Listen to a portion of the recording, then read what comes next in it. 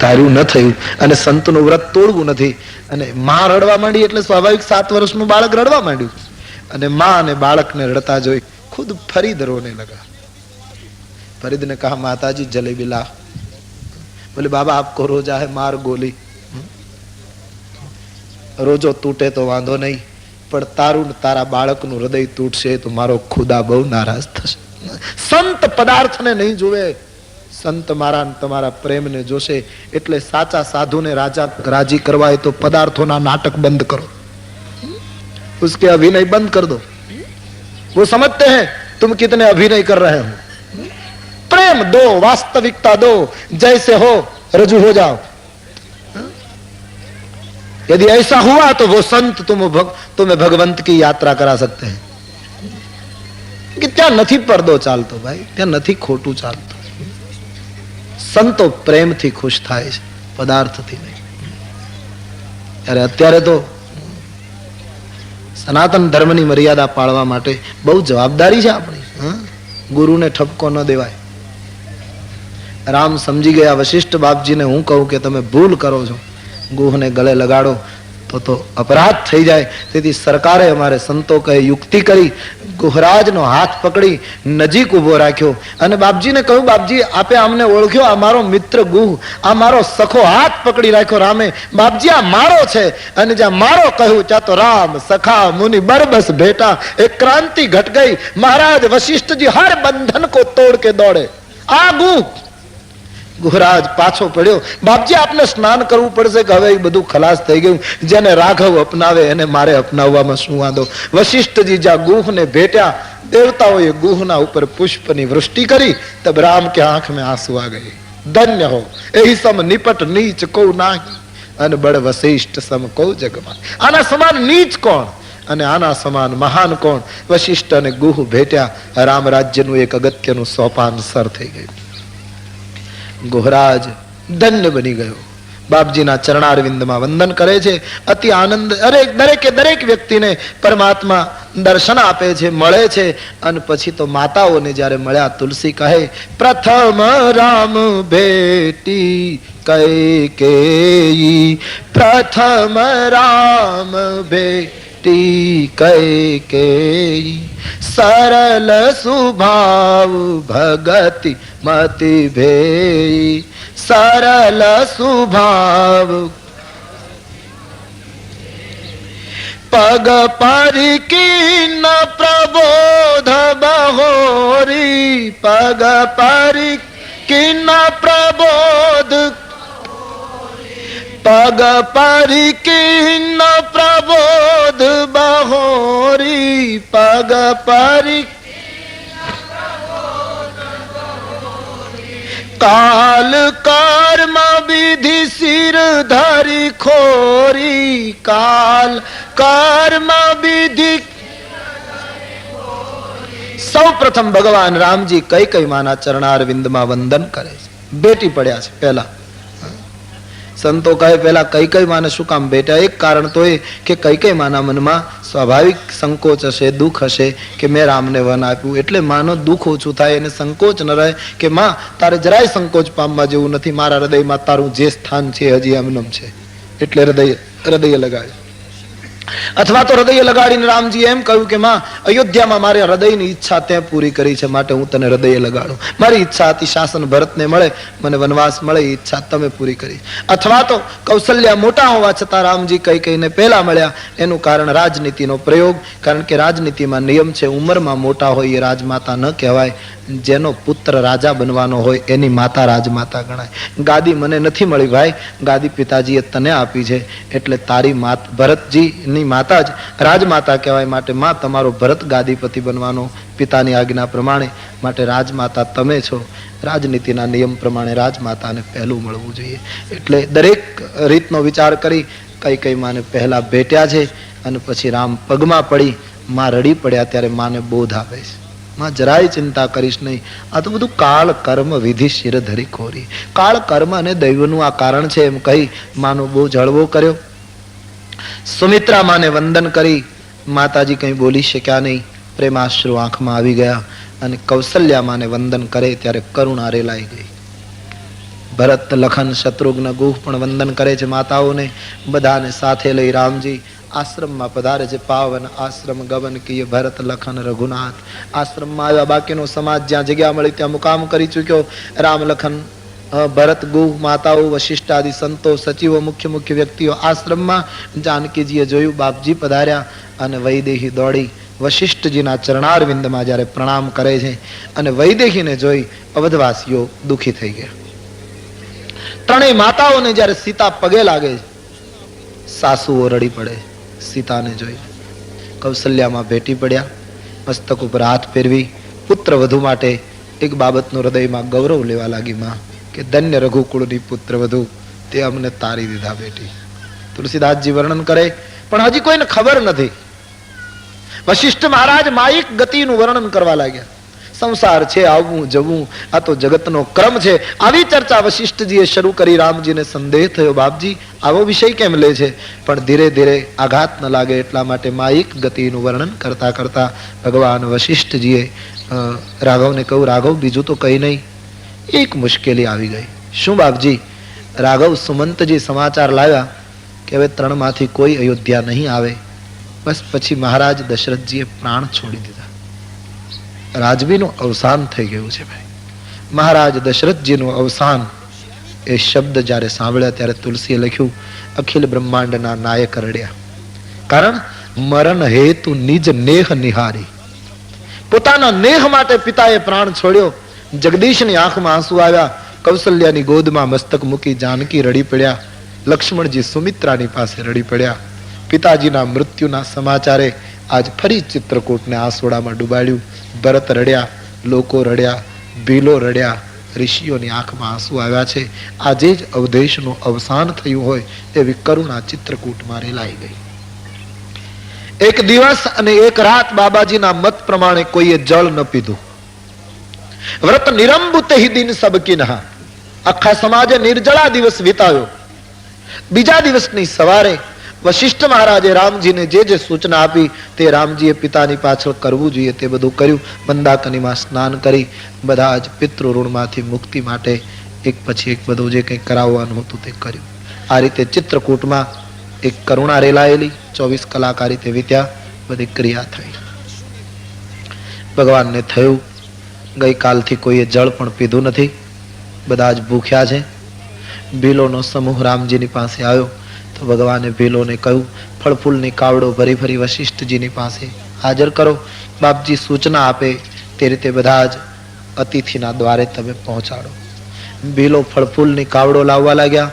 આજ રામ કૃપાથી ધરતી કામ દુર્ગા જેવી ફળદ્રુપ બની છે. ઋતુ કુઋતુ ત્યાગી ભરતને પગલે વૃક્ષો ફળ ફૂલ આપે છે. ડગલા બંધ ફળ ફૂલ લાવી ખબર કોઈને ન પડી આ મર્મની. ભગવાન વશિષ્ઠજીની આગળ ઢગલો થાય. બાપજી સૂચના આપે એમ ભીલો હાથમાં ફળ ફૂલ છાબડીઓમાં લઈ લઈ અવધવાસીઓની રાવટીએ જાય. બિચારાને બહુ બોલતા આવડે નહીં. ક્યાં અવધવાસીઓ, ક્યાં ભીલો, પણ બહુ સરસ વાત કરે. પ્રેમની ભાષા હતી. ભીલો કહે, અવધથી આવેલા તમે લોકો આટલી બધી સમૃદ્ધિ છોડીને આવેલા તમે, અમે તમને શું આપીને રાજી કરી શકીએ? આ ફળફૂલ અમે તમને આપીએ એટલે કઈ તમે ખુશ થઈ જાઓ ને તમને સુખ મળે એવું તો નથી, પણ આ ફળફૂલ તમે લો ના તો અમે કૃતાર્થ થઈએ. અમને કૃતાર્થ કરવા માટે તૃણફલ અંકુર લેહુ, આ ફળફૂલ આપ સ્વીકારો. આમ કહીને આગ્રહ કરે. અવધવાસીઓ ફળફૂલ લે અને બદલામાં કઈ ચીજ વસ્તુ આપે તો ભીલો ના પાડે, અમારાથી લેવાય નહીં, અમે તો રામના સેવકો છીએ. શું લોકોના સંસ્કારો ઊંચા ગયા છે. ભીલો કહે. અને જયારે બહુ આગ્રહ કર્યો અવધવાસીઓએ કે નહીં તમે પ્રેમથી ફળફૂલ આપો, અમે કોઈ ચીજ વસ્તુ ભેટ આપીએ તો લેવી જોઈએ, તમે આટલી સેવા કરો છો. બોલે અમે શું સેવા કરીએ? સેવા શબ્દની જ અમને ખબર નહોતી. અમારી મોટામાં મોટી સેવા છે સોઈ હમારી પ્રભુ બડી સેવકાઈ, લેહીન બાસન બસન ચુરાઈ. તમારા કપડા ઘરેણા ને વાસણો અમે ચોરી ન જઈએ ને એ જ સેવા છે. લૂંટવું નહીં એ જ મોટું દાન છે. બીજાને હેરાન ન કરવા ને એ જ મોટું હરિભજન છે. બીજાને ત્રાસ આપવાનું બંધ કરી દઈએ. કોઈએ કીધું ને, એક જણાએ કોઈ માણસ પાસે જઈને કહ્યું કે બાપજી મારી ઈચ્છા હવે સમાજ સેવાની છે, કે તો નડવાનું બંધ કરી દે. તું અત્યાર સુધી બધાને આડો આવે છે ને એ બંધ કરે એટલે તારી મોટામાં મોટી સમાજ એક બાજુ શાંતિથી બેસી જા ને એટલે સમાજનો બહુ ઉત્કર્ષ થવાનો છે. આડું આવવાનું બંધ કરી દે. પીપા પાપ ન કીજીયો તો પુણ્ય કિયો 100 બાર. પાપ ન કર્યું તો મોટું પુણ્ય છે. બિલોની પ્રેમ ભાષા સાંભળીને લાગે સરાહન ભાગ સબ અનુરાગ વચન સુનાવહી. બિલોના ભાગ્યની સરાહના કરવા લાગ્યા અવધવાસીઓ કે કેટલા ભાગ્યશાળી આ જીવો. ઝૂંપડામાં રહેનારા આજ રામને ખેંચી ગયા અને મોટા મોટા મહેલને છોડીને રામ અહીંયા આવ્યો. કૃષ્ણએ પણ આવું જ કર્યું ને. પહેલી ઝૂંપડી કે જીવન મારા રે પધારો એવો દેવકી માં. કેટલી ઇમારતો મથુરામાં હતી પણ એકેય બંગલાએ કૃષ્ણને આગ્રહ ન કર્યો કે અહીંયા આવો. અડધી રાત્રિએ કંસના પેરામાંથી છટકેલો એ કૃષ્ણ વસુદેવના ટોપલામાં એને ગોકુળના ઝૂંપડાએ સાદ કર્યો કે આ બાજુ અમે રાખીશું. મોટા મોટા બંગલાઓ, નહીતર ઓછા બંગલાઓ નહોતા મથુરામાં. કેટલા મોટા મહેલ, પણ એક ઝૂંપડીએ સાદ કર્યો. ઝૂંપડી કે જીવન મારા પધારો. પ્રેમ અને ભાવ ત્યાં હોય છે. ખેર, ભગવાન રામજી ના સેવકો અવધવાસીઓની સેવા કરે છે. અવધવાસીઓ તો એમ જ કહે કે હવે 14 વર્ષ આમનમ જો અહીં જ રહેવાનું થાય ને તો આપણે અયોધ્યા નથી જવું. આવા ભીલોની સેવા, ફળફૂલ ખાવાના, 3 વખત મંદાકનીમાં સ્નાન અને રાઘવનું સતત સામીપ્ય. આવું સદભાગ્ય જગતમાં ક્યાં મળે. 14 વર્ષ પછી જે નિર્ણય કરશે તે કરીશું. બાકી અહીં જ રહેવાની ઈચ્છા લોકોની છે. પણ આ તો લોકોની ઈચ્છા છે. પછી થોડા સમય પછી એના એ લોકોની ઈચ્છા બદલે છે, એવું રામાયણમાં લખ્યું છે. એ તો એક સંત હે ભરત. બાકી એના એ લોકો ક્ષણમાં આશ્રમ ગમે છે, ક્ષણમાં પાછું એમ થાય કે હવે અવધ જવું જોઈએ, ઘણો ટાઈમ થયો, એવું થાય છે. દુવિધ દશા લોકોની તુલસીદાસજીએ બતાવી છે માનસમાં. સંત ભરત કી અખંડ વ્રતિ હે. બાકી લોકોની વ્રતિ તો પેલી થતી રહે છે. ખેર, અયોધ્યાનો સમાજ આ રીતે ધન્ય બનીને આશ્રમમાં નિવાસ કરે છે. આખું એક પ્રેમ નગર ઊભું થયું પ્રભુના નામમાં. હરે રામ રામ રામ સીતા રામ રામ રામ રે રામ રામ રામ સીતા રામ રામ રામ રાધે શ્યામ શ્યામ શ્યામ રાધે શ્યામ શ્યામ શ્યામ રાધે શ્યામ શ્યામ શ્યામ सीता राम राम राम सीता राम राम राम सीता राम राम राम राधे श्याम श्याम श्याम सीता राम राम राम.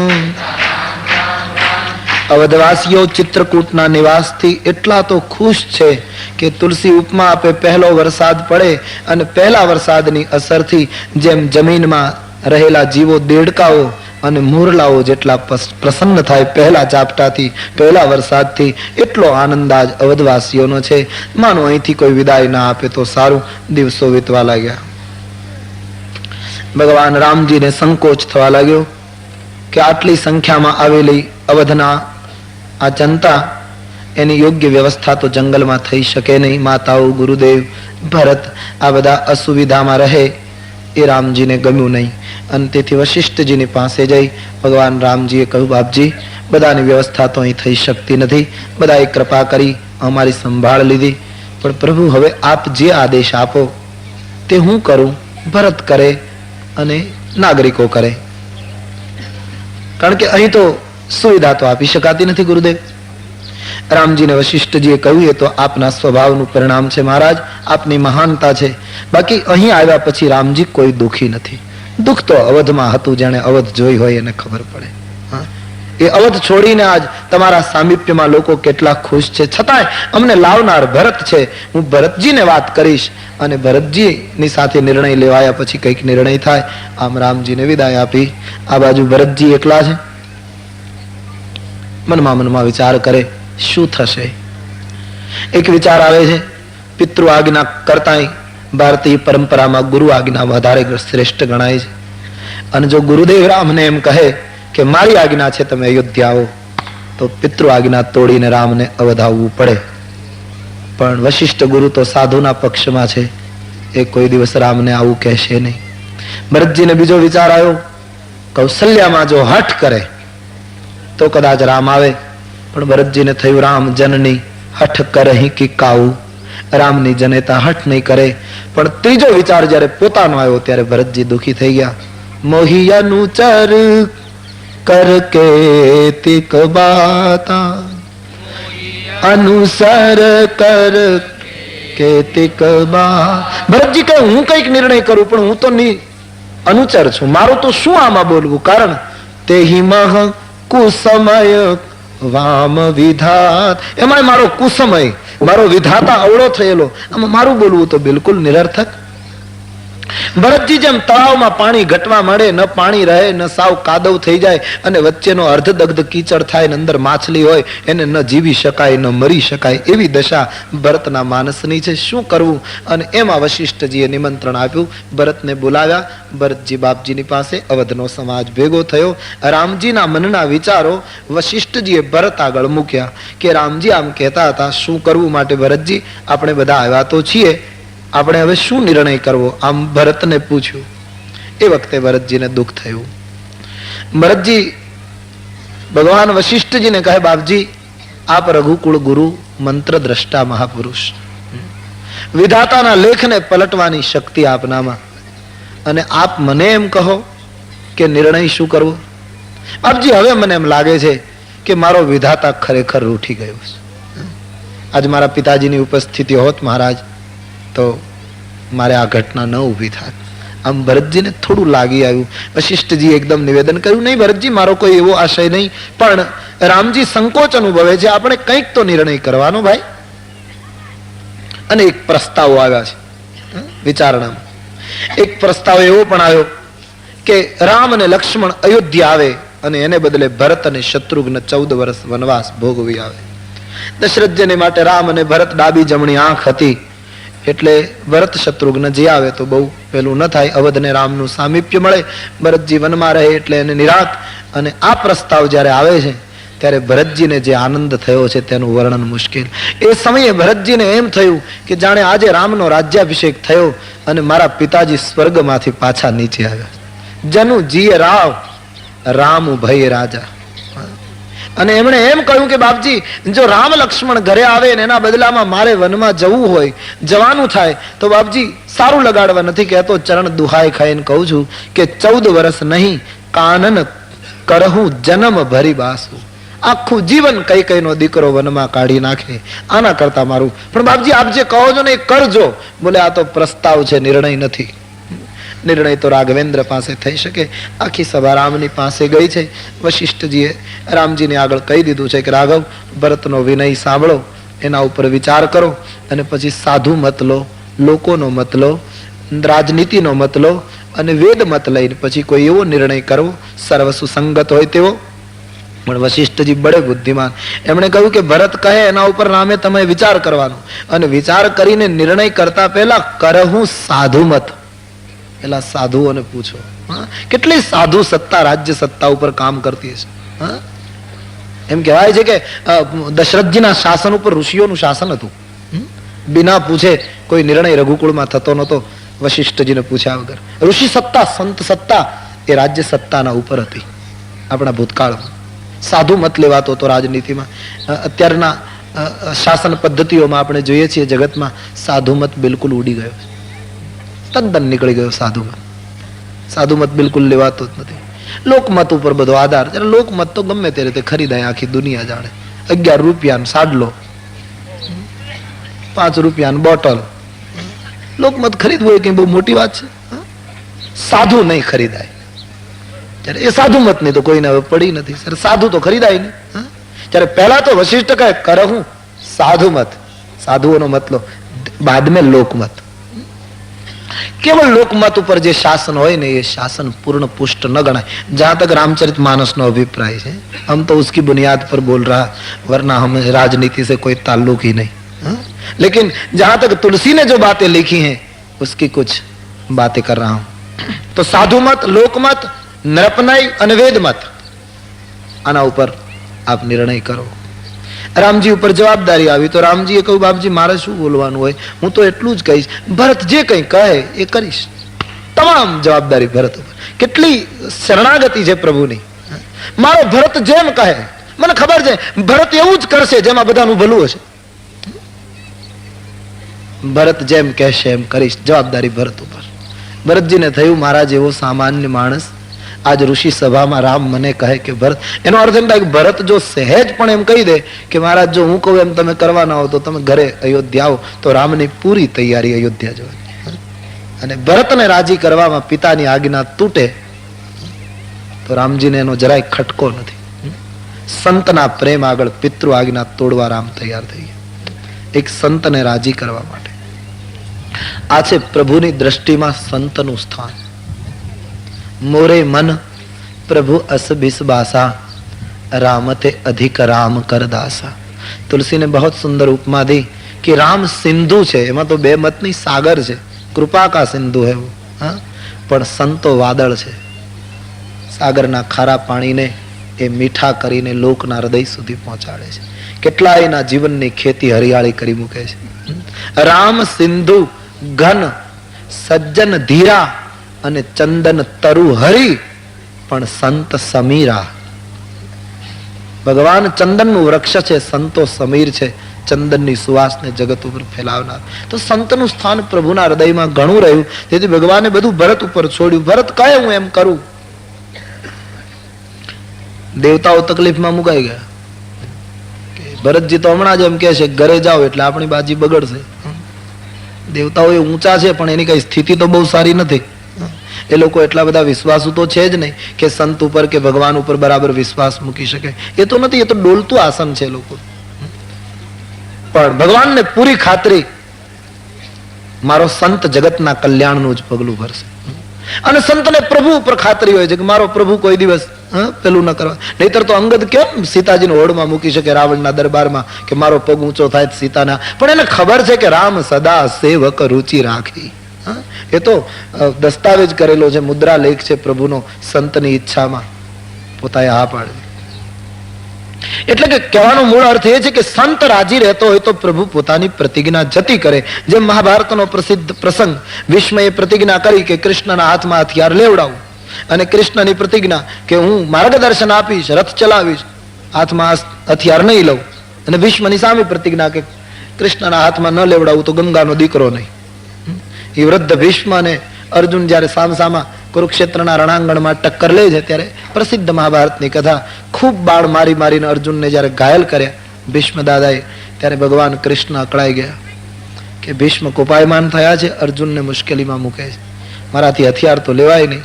અને ભીષ્મને કૃષ્ણની પ્રતિજ્ઞા તોડાવી છે. કૃષ્ણ ભગવાનથી રહેવાયું નહીં. જયારે અર્જુનના ઉપર છેલ્લું બાણ તાક્યું ભીષ્મએ, કૃષ્ણ સમજી ગયા કે હવે મુશ્કેલી થશે. બીજું તો કઈ નહીં, અર્જુનને કંઈક થશે તો કાલ દુનિયામાં કોઈ મને રથની લગામ નહીં આપે. લોકો કહે છે કે આને ન રથ સોંપાય, લોકોની શ્રદ્ધા ઉડી જશે. અને તેથી ધૂસરી ઉપરથી છલાંગ મારી કૃષ્ણ નીચે પડ્યા. રથનું એક ચક્ર હતું, એ ચક્ર પોતાની આંગળીમાં લઈ અને સુદર્શનની જેમ ચડાવતા ભગવાન કૃષ્ણ ભીષ્મની સામે દોડ્યા. ત્યારે ભીષ્મએ હથિયાર ફેંકીને કહ્યું, બસ ગોપાલ, હવે મારે લડાઈ નથી કરવી. કથા છે ને, કૃષ્ણ ભગવાન જયારે દોડેલા ત્યારે ધરતી કાંપવા લાગી. ધરતીએ ભગવાનને કહ્યું, મહારાજ પ્રતિજ્ઞા તૂટે છે, તમે ભૂલી ગયા લાગો, તમે કીધું તો હથિયાર નહીં લઉં અને હથિયાર લઈને તમે દોડ્યા છો. ત્યારે કૃષ્ણએ પિતાંબર ધરતી ઉપર નાખ્યું કે તું હમણાં ચૂપ રહે, એ હિસાબ બધા હું છેલ્લે કરીશ. પ્રતિજ્ઞા, ક્યોંકિ નમે કર્માણિ લિંપંતે નમે કર્મ ફલે સ્પૃહા. અને જયારે દોડ્યા છે ભીષ્મએ હથિયાર મૂકીને કીધું, બસ નંદ નંદન, હવે મારે લડાઈ નથી કરવી, મારે તો તારી પ્રતિજ્ઞા તોડાવવી હતી. ચક્રને નીચે નાખીને ભીષ્મ દાદાને કૃષ્ણએ કહ્યું કે દાદા, તાકાત નથી કોઈની મારી પ્રતિજ્ઞા તોડાવી શકે. અરે બોલે, આટલો બધો અહંકાર? એક તો પ્રતિજ્ઞા તોડે અને પાછો અહંકાર. બોલે દાદા, મેં પ્રતિજ્ઞા શું કરી હતી આપને ખ્યાલ છે? હથિયાર નહીં લઉં, રથના ચક્રની બોલી કરી જ નથી. કૃષ્ણની બુદ્ધિ એટલે શું કહેવાનું? ભીષ્મએ કહ્યું, એ તો બુદ્ધિ ચાતુર્ય છે કૃષ્ણ, બાકી તમે હથિયાર લીધો જ ગણાય, ઉપાડ્યું જ કહેવાય મને મારવા માટે. ત્યારે ચોખવટ કરી કે દાદા, તાકાત નથી મારી પ્રતિજ્ઞામાં ભંગ થાય. પણ મેં પ્રતિજ્ઞા એટલા માટે તોડી કે મારી પ્રતિજ્ઞા ન તોડું તો સંત ભીષ્મની પ્રતિજ્ઞા તૂટે. મને મારી પ્રતિજ્ઞા તૂટે ગમે દાદા, પણ સાધુની પ્રતિજ્ઞા તૂટે ન ગમે. સંત પ્રતિજ્ઞાના જતન કરવા માટે મેં મારી પ્રતિજ્ઞાનું બલિદાન આપ્યું છે. આ કૃષ્ણ. રામ કહે, ભરત કહે એમ કરું. દેવતાઓ અકળાયા છે, ભરતજી ગદગદિત બન્યા છે, શું કરવું? રામજીને કેમ આદેશ આપી શકાય? આમ કોઈ ચર્ચામાં નિર્ણય નહોતો આવતો. અને એ જ સમયે જનકના દૂતનું આગમન થાય છે. શિષ્ટજીને જનકના દૂતોએ કહ્યું, બાપજી, જનકપુરમાં અવધેશના અવસાનની, રામ વનવાસની ખબર પડી. ભરતજી શું કરે છે, ક્યાં છે, અથવા તો એના વિચારો શું છે એ જાણવા માટે અમને જનકપુર મોકલેલા. અમે જાણ્યું કે ભરતજી તો સમાજને લઈને ચિત્રકૂટ આવ્યા છે. એટલે જેમ આખી અવધ આવી છે એમ આખી જનકપુરી આવી રહી છે. રસ્તામાં ઉતારા પણ જનકજીએ નથી કર્યા. વશિષ્ઠ બાપજીએ સભા વિસર્જિત કરી જનક મહારાજ પધારે છે એના સન્માનની તૈયારી થઈ. રામ, લખન, ભરત અને ગુ મિથિલાપતિ જનકજીને સત્કારવા ગયા. રામાયણમાં એવું લખ્યું છે કે જનકરાજ મહાન જ્ઞાની પુરુષ પણ જ્યારથી ચિત્રકૂટના દર્શન કર્યા ત્યારથી રથમાં નથી બેઠા, પેદલ ચાલે છે. ચિત્રકૂટની યાત્રા પેદલ કરી છે. આખો સમાજ આવે છે. જનકની સાથે આવેલા ઋષિગણોને વંદન કરી, જનક સુનૈનાને વંદન કરી બધા લોકોને સત્કાર્યા છે. સ્નેહની સરિતા આશ્રમના સાગરમાં ડૂબવા આવી છે. જ્ઞાન વૈરાગ્યના કિનારાને તોડતી તોડતી માનસકાર કહે જનકજી જ્યારે પધાર્યા અને અવધપતિનો શોક વ્યક્ત કર્યો જનકજીએ, ત્યારે બંને સમાજ રડી પડે છે.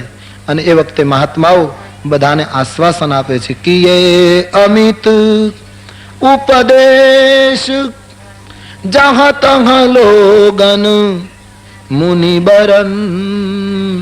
મહાત્માઓ લોકોને જ્યાં ત્યાં ઉપદેશ આપે છે. વશિષ્ઠજી જનકનો હાથ પકડીને સમજાવે, ધીરજ ધરહુ નરેશ કહી વશિષ્ઠ વિદેહ સન. નહીતર જનક એટલે જાસુ જ્ઞાન રવિ ભવ નિશી નાશા, જેના જ્ઞાનનો સૂર્ય સંસારની રાત્રિને તોડી નાખે. આવા મહાપુરુષને મહારાજ દશરથજીનો શોક લાગ્યો છે. વશિષ્ઠજી સમજાવે. આજ ફરી એક દિવસ અને એક રાત બધાએ નિર્જળા વિતાવ્યો.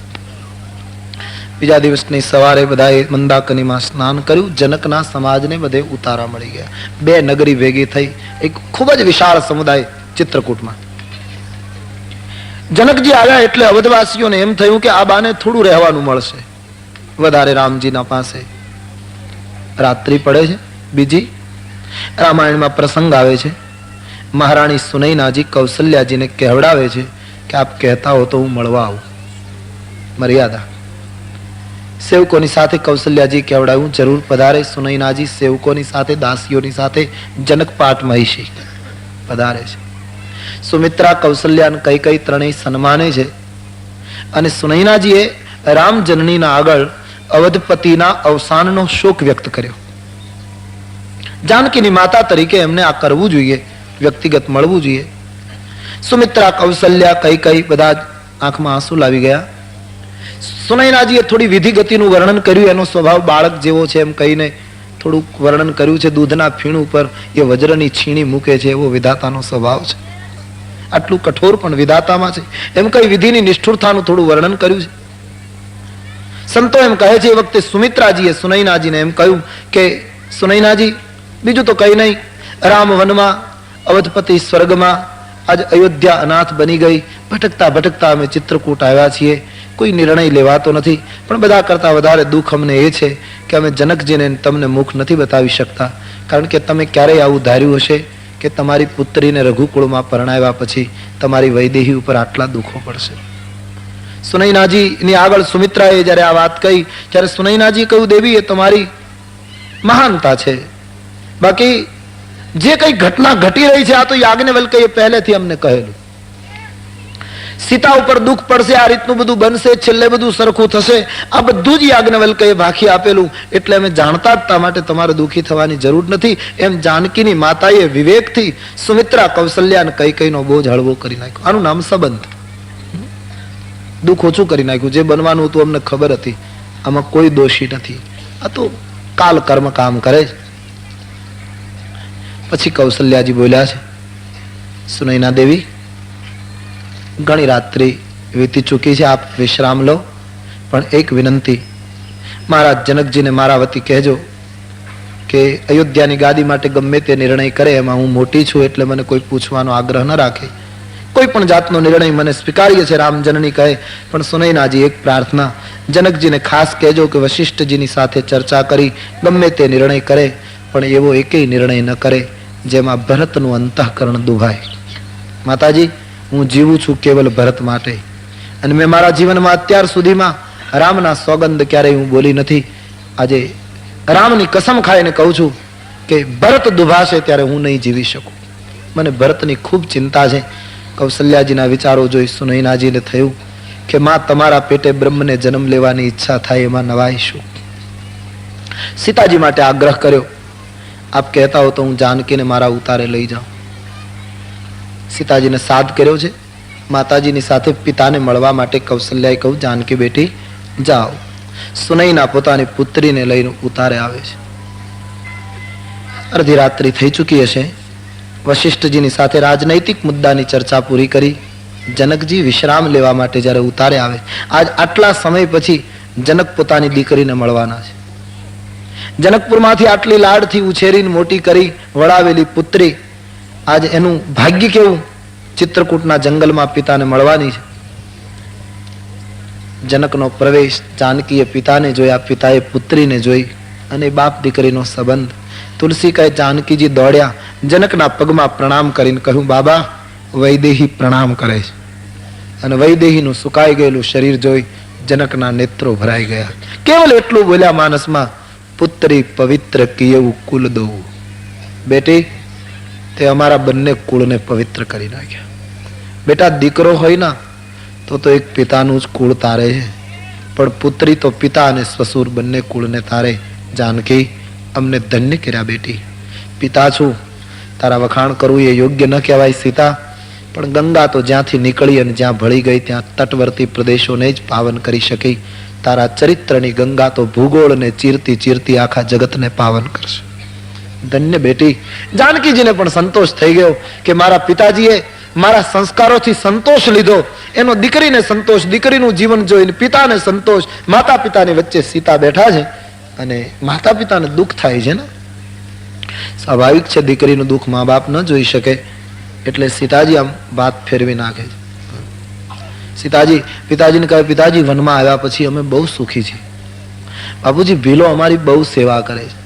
મરગલાઓની સાથે રહેવાનું, પશુ પંખીઓ અને આ આશ્રમનું સ્થાન, ઋષિમુનિઓ કેટલા આશીર્વાદ આપે છે. પણ સંતોનો એવો મત છે. પોતાના સુખનું વર્ણન કરતા કરતા સીતાજીએ જ્યારે એમ કહ્યું ત્યારે એની આંખમાં આંસુ. એમણે એમ કહ્યું, પિતાજી બધા કરતા મોટી પેલું તો એ છે કે સુમિત્રા નંદન લખન ભૈયા અમારી બહુ સેવા કરે છે. બાપુજી બિલકુલ અમને ચિંતા નથી રહેવા દેતા. પોતે સુવે નહીં, પોતે જમે નહીં, અમારું કેટલું જતન. મહારાજ પિતાજી બધું થશે, પણ એક વસ્તુ અમને ચોક્કસ લાગે છે, અમે સુમિત્રામાના ઋણમાંથી મુક્ત નહીં થઈ. જાનકીજી પોતે જાણે કોઈ જાતની વેદના નથી એવી વાત માતા પિતાને કરે છે. સમજદાર મા બાપ સીતાના શબ્દો સમજી લે છે. રાત્રિ ઘણી આગળ વધી ગઈ અને સીતાજીએ કહ્યું, મને પાછા મૂકી જાઓ મારી સાસુઓ પાસે. મારી સાસુઓ અહીં હોય ત્યારે મારાથી અહીં ન રહેવાય. કેટલી ઊંચી મર્યાદા. એક રાત દીકરી મા પાસે ન રહી. તેથી સુનૈનાને એમ થયું કે ડોલીમાં બેસાડતી વખતે જે શિક્ષણ આપ્યું એ જાનકીએ ચરિતાર્થ કર્યું. સજળ નેત્રે માં દીકરીને વળાવે છે. મોડી રાત્રિએ સીતા કૌશલ્યામાંના મેં ઉતારે પહોંચ્યા છે ઝૂંપડે. આટલી મોડી રાત્રિ કૌશલ્યાજીને તો નિદ્રા આવતી જ નથી. સતત ભરતની ચિંતા છે. સીતા આટલી મોડી રાત્રિએ આવ્યા, એ કૌશલ્યાજીને ગમ્યું નહીં. એણે કહ્યું, બેટી એક રાત માતા પિતા પાસે ન રહેવાય, બધા આપણે જંગલમાં તો છીએ. બોલે, નહીં બા, વિધાતાએ મારી સેવા છીનવી લીધી ને મારે વનમાં આવવું પડ્યું, અને આટલા દિવસો જે અવસર મળ્યો છે સેવાનો એ હું કેમ ગુમાવું. જાનકીજી સાસુજીની સેવા કરે. તુલસીદાસજીએ જગતને બતાવ્યું સાસુ અને વહુના સંબંધો કેવા હોય. સમાજની બધી સાસુઓ જો કૌશલ્યાના જીવનનો વિચાર કરે અને સમાજની બધી પુત્રવધુઓ સીતાજીના દર્પણમાં પોતાનો ચહેરો જુએ તો કમસે કમ કુટુંબમાં તો ઘણી સમસ્યાનો ઉકેલ આવી જાય. કથા સાંભળ્યા પછી સાસુઓ સુધારો કરે, કથા સાંભળ્યા પછી પુત્રવધુઓ સીતાનું દર્શન કરે તો કમસે કમ એક ઘણો ફાયદો થશે. પણ નથી સુધાર, જોઈએ એટલો નથી થતો. નથી થતો એમ તો નહીં, થોડો ઘણો તો થતો જ હશે, પણ જોઈએ એટલો નથી થતો. સાસુઓના સ્વભાવ થોડા સુધરે. સાસુ પુત્રવધુમાં દીકરીનું દર્શન કરે ને પુત્રવધુ સાસુમાં માનું દર્શન કરે તો ઘર ખરેખર સુંદર, જો સરખી રીતે જીવવું હોય તો. પણ હવેલીમાં ઠાકોરજી દેખાય, પુત્રવધુમાં ન દેખાય. રામ મંદિરમાં ભગવાન દેખાય, બધે દેખાય, પણ ઘરની વહુમાં ન દેખાય. હા, એ તો તું આમ છે ને તું આમ છે, ભૂલ ગોતતી જ હોય. સાસુઓ બહુ હોશિયાર, ભગવાન બચાવે. સાસુઓ એટલે એ તો સારું છે, હવે જમાનો બદલ્યો એટલે થોડુંક એનું ઓછું થયું, નહીતર સાસુઓ એટલે ભયંકર. એટલે હવે તો કરવટ બદલે છે, હવે સાસુઓ બહુ બોલતી નથી, કારણ કે સમજે છે કે પુત્ર વધુ બહુ સાંભળતી નથી. નહીતર સાસુઓની પદવી એટલે બોલાય નહીં. અમારે કથાકારો કહે ને કે પાડોશમાં સાસુએ ઘઉં ઉછીને આપેલા કોઈને 5 માણા, ઘઉં લેવા ગયેલી, ઘરે પુત્ર વધુ રસોઈ કરે ને એમાં મહારાજ ભિક્ષા લેવા આવ્યા.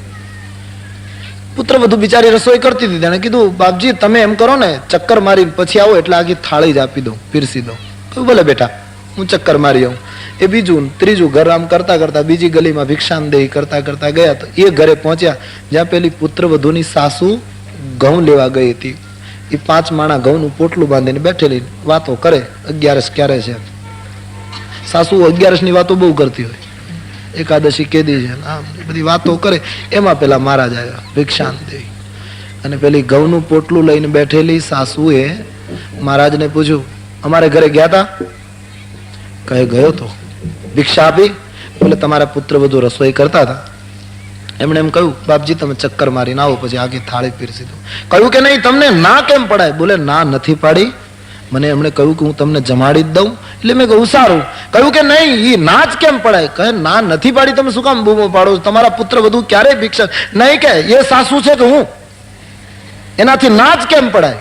પેલો બિચારો પગે લાગે મહારાજ કે તમે ખોટું આપેલું લો છો, તમારા પુત્ર વધુ ખૂબ સજ્જન છે, ખાનદાનની પુત્રી છે, તમારું ઘર દીપાવે. કહ્યું કે નહીં ના જ ન પડાય, આંગણે આવેલા સાધુ ના પડાય. મહારાજ ચાલો ઘઉં ઉપાડી લો. મહારાજ પાસે ઘઉં ઉપડાયો. મહારાજ બિચારો 5 માણા ઘઉંનું પોટલું મહારાજ માથે, અને જાણે મજૂર કરીને નીકળી હોય એમ સાસુ પાછળ ચાલે. મહારાજે ઘઉંનું પોટલું એને ઘરે મૂક્યું ને ત્યાં તો બૂમા બૂમ કરી મૂકી. ઉમરામાં ઉભી પેલી રસોઈ કરતી હતી, વહુને સંભળાવવા માંડી. સગાઈ મેં કરી, કપડા લતા લઈને હું આવી, ઘરેણા મેં ચડાવ્યા, છોકરાને પરણાવવા હું આવી, અને તું બાપુને ના પાડ. તારી આ હિંમત, આટલું બધું તારું જોર વધી ગયું, ના પાડું તો હું પાડું. જાઓ મહારાજ આજ દિવસ આવતા નહીં. કાઢી મૂક્યો. હવે આ સાસુઓની જમાવટ, એમાં જો કાંઈક રામાયણ થી ફાયદો થતો હોય, બાકી અખો તો હારી જ ગયો છે, કાંઈ ફેર ન પડે. 3 વર્ષે પાછું એમનું એમ. હા, કહેવાનો મારો અર્થ, સાસુઓ ઘરના પુત્ર વધુઓમાં પ્રભુના દર્શન કરે, દરેક વહુઓ સાસુમાં માનું દર્શન કરે, જીવન જીવવાનો આનંદ આવશે. બાકી તો રોતા રોતા તો જીવવાની ટેવ પડી છે આપણે. જીઓ ઓર ક્યાં. સીતા અને કૌશલ્યાની કથા સાંભળી આપણે જીવનનો જરા દર્શન કરીએ, છોડીએ. 3 રૂપ ધારણ કરીને માનસમાં તો લખ્યું સીતાજી 3 સાસુઓની સેવા કરતા. રાઘવ સિવાય આ મર્મ કોઈ જાણી શકતું નહીં. અહીં સુનૈના અને જનકે ઘણી ચર્ચાઓ કરી છે ભરત માટે. જનકજીએ કહ્યું કે દેવી સાંખ્ય, ન્યાય, યોગ, નીતિ કોઈ પણ શાસ્ત્ર લો એમાં મારી બુદ્ધિ કામ કરે છે, પણ ભરત અને રામના પ્રેમ વચ્ચે મારી બુદ્ધિ અટકી પડી છે. સુનૈનાજી મને તો એમ થાય છે કે અહીંયા આપણે આવ્યા ન હોત તો સારું હતું. જ્યાં પ્રેમનો દરિયો ઘૂઘવે છે, આમાં બુદ્ધિની નૌકા ક્યાં સુધી બિચારી કામ કરે? આમાં ક્યાંક ડાપણ દેખાડવા જઈશું, કાં તો ભક્ત અને કાં તો ભગવાનનું દિલ દુભાશે તો પાપ કર્યું ગણાશે.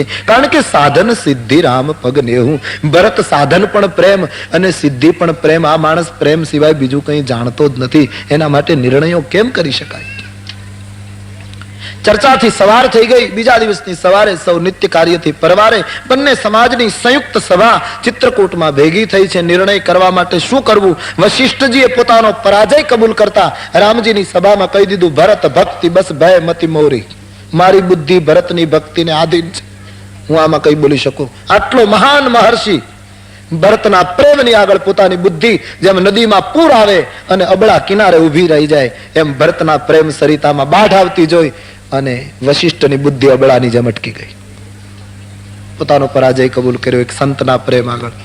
મહાન બ્રહ્મર્ષિએ જનક મહારાજે એમ કહી દીધું કે મારે કઈ આમાં બોલવાનું નથી, તમે અને ભરતજી જે કઈ નિર્ણય કરો તે બધાને કબૂલ છે. આ બંને ભાઈઓ ચર્ચા કરી લો.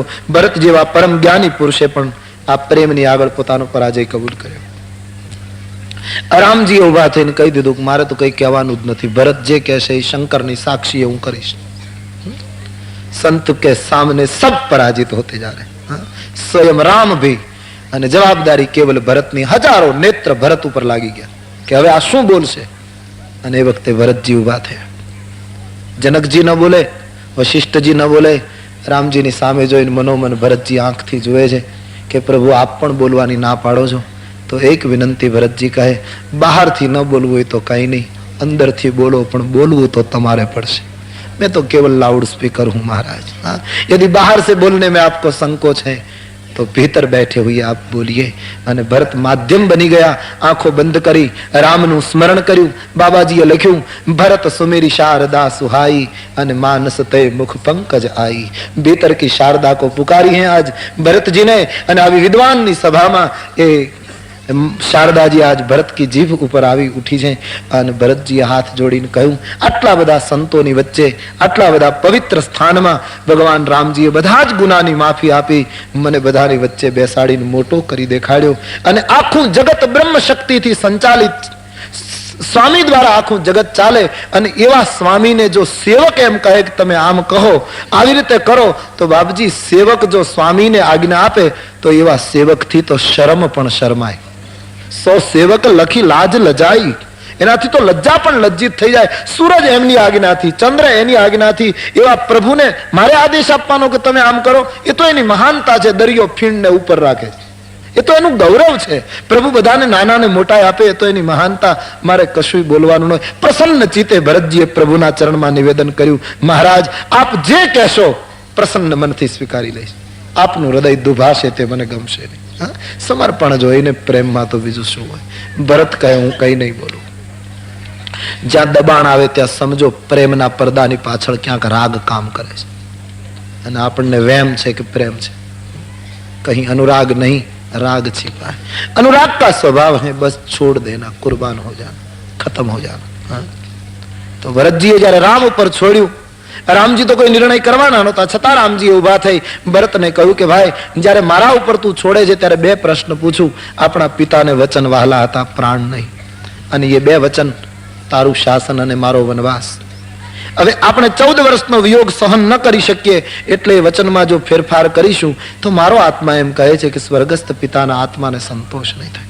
એક બાજુ પિતાનું વ્રત અને બીજી બાજુ તારો પ્રેમ, આમાં મને સંકોચ શું કરવું? જો મને કહેતો હોય ને તો હું તો એમ જ કહું કે પિતાની આજ્ઞા તું પાળ અને હું પાળી શકું એટલા માટે મને મદદ કર. સો તુમ કરહું કરાવહું મોહી. અને આ સૂર્યવંશની મર્યાદાને પાળી લઈએ ભાઈ. 14 વર્ષ પછી પાછા આપણે એક થઈ જઈશું. ભરતજી રામનો ઈશારો સમજી ગયા કે રાઘવ મને એમ કહે છે કે તારે અવધ જવાનું. ભગવાનના ચરણ પકડી લીધા, નેત્રમાં આંસુ આવી ગયા. કહું, ભલે પ્રભુ, હું અવધ પાછો જઈશ. મારો ઈશ્વર રાજી રહેતો હોય તો હું અવધ જઈશ, પણ રાજ્યાભિષેકની સામગ્રી લાવ્યો એનું શું કરું? બોલે, અત્રી મહારાજને પૂછી અને બધી સામગ્રી અત્રી કહે ત્યાં જળમાં પધરાવી દો. ભરતજીએ બીજી માંગણી કરી, પ્રભુ બધી સામગ્રી તો પધરાવી દઉં, પણ હજી 5 દિવસ વધારે રહેવાની મંજૂરી આપો. મારે ચિત્રકૂટની પરિક્રમા કરી, તીર્થમાં સ્નાન કરી સંતોના દર્શન કરવા છે.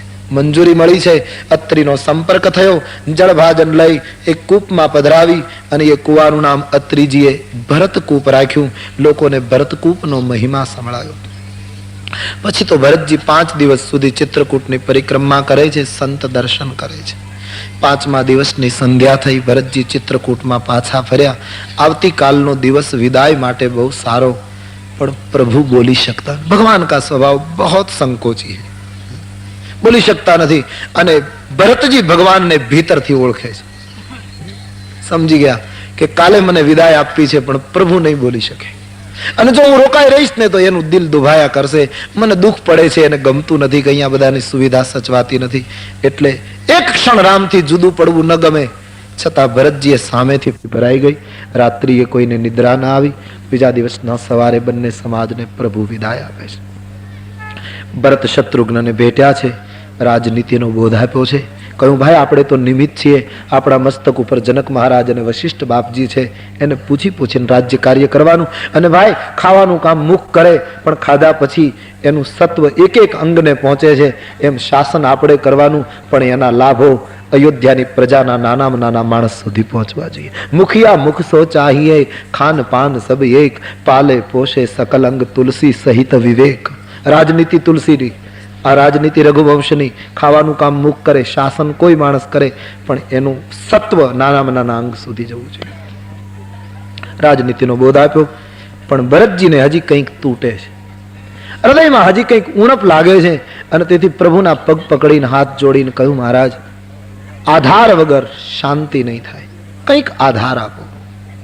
અને આધારની જ્યારે માંગણી કરી, પ્રભુ કરી કૃપા પાવરી દીની, પ્રભુ કરી કૃપા પાવરી દીની.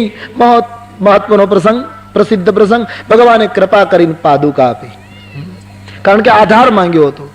રામજીને એમ કે ભરત આધાર માંગે છે તો પાદુકા આપું, એના ઉપર મારો ભરત ઉભો રહી શકે. ભરત એ પ્રેમ મંદિર છે, અને પ્રેમ મંદિરની ધ્વજ ફરકતી રહે માટે પાદુકાનો પાયો આપ્યો. એ પાદુકા રખ, इसलिए પાદુકા દે દી. નહીતર પાદુકા ના આપત. ભરતજીએ કઈ પાદુકા નહોતી માંગી, એટલે તો કોઈ પણ ચીજ આપી શકત. ધૂળની ચપટી આપી હોત તોય ચાલત. રામના હાથની કોઈ ચીજ જોઈતી હતી ભરતજીને, પણ છતાં પાદુકા જ આપી, કારણ કે આધાર. પણ ભરતે ઉલટું કર્યું, એ આધારની પાદુકાને સીધી માથા ઉપર મૂકી. ધન્ય છે આ ભારતની સંસ્કૃતિ, જ્યાં ગુરુ, સંત અને મહાપુરુષોની પાદુકાને માથા ઉપર મૂકવામાં આવે. તુલસીજી કહે છે, કોઈ કુટુંબનો સભ્ય જોડો ફેંકે તો એમ કે મને જોડા આપ્યા, મારું કુટુંબમાં ક્યાં કોઈએ કાંઈક ધ્યાન જ રાખ્યું, બસ અમને તો જોડા જ મળે, એમ નથી કહેતા લોકો. પણ કોઈ સંતની પાદુકા મળે તો કુટુંબ તરી જાય. વાત એ નહીં.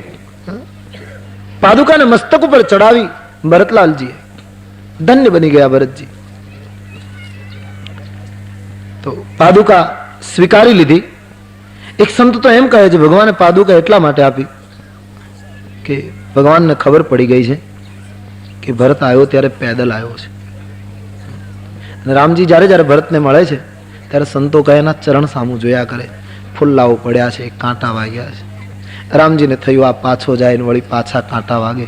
જ્યાં સુધી મારી પાસે આવે ત્યાં સુધી તો કંટકો સહન કરવા પડે જીવને, ત્યારે જ મારી પાસે પહોંચાય. પણ મારા દર્શન થયા પછી તો કાંટો વાગવો ન જોઈએ, તો સાક્ષાત્કારમાં ખામી કહેવાય. इसलिए पादुका दे दी गई, ताकि भरत पादुका પહેરીને જાય તો કાંટો હવે ન વાગે. इसलिए दे दी गई. કોઈ भी કારણ हो. પણ તુલસીજી તો અનેક કારણો બતાવે ને. ચરણ પીઠ કરુણા નિધાન કી, જન જુગ જામિક પ્રજા પ્રાણ કે. પાદુકા એ તો પરમાત્માએ બે ચોકીદારો મોકલેલા અયોધ્યાના પ્રાણની રક્ષા માટે. પ્રજાને એમ જ લાગ્યું કે આ ચોકીદારો આવ્યા છે મારા પ્રાણની રક્ષા માટે. જનકજીને એમ લાગ્યું કે ભરતના સ્નેહરૂપી રત્નને સાચવવાના સંપુટ છે.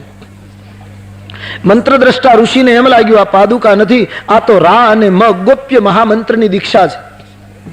જેનું જેવું દર્શન એવું પાદુકામાં દેખાયું. ખુદ ભરતજીને કોઈએ પૂછ્યું કે તમને પાદુકામાં શું દેખાય, તો એને એમ લાગ્યું કે ચિત્રકૂટમાં ભગવાને મારા માટે પાદુકાનો અવતાર ધારણ કર્યો છે.